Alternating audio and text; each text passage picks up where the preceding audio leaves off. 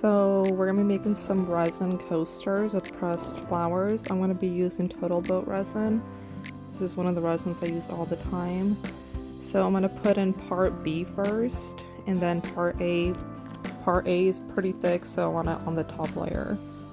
So once we add those in, we're gonna want to mix it very slowly for 5 minutes. So here I'm mixing, that's too fast actually, so mix it slower than that. So once we mix everything, I have my molds ready. We're gonna pour resin about halfway to fill the base of the molds.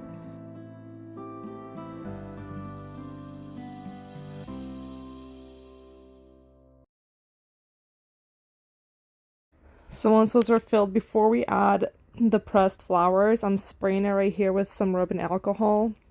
You could use a torch and stuff, but with the molds, it just heats up like crazy, and once everything's cured, I just destroyed so many molds that way, so I just spray rubbing alcohol to make sure there's no bubbles. So once the rubbing alcohol just evaporates, there's no more bubbles. So now I'm just adding some greenery, and then we're just going to start placing some flowers.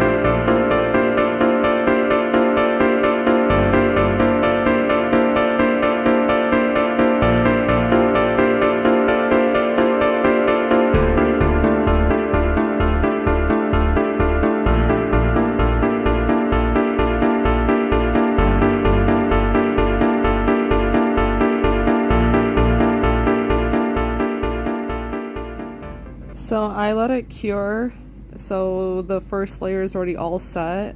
So the reason I do it in 2 steps, I don't want the flowers floating up, so I always do this in 2 steps. So once the first layer is all cured, all hardened, I already mixed my second batch of resin, and I'm pouring it on the top right now, just making sure it's filled to the very top of the mold.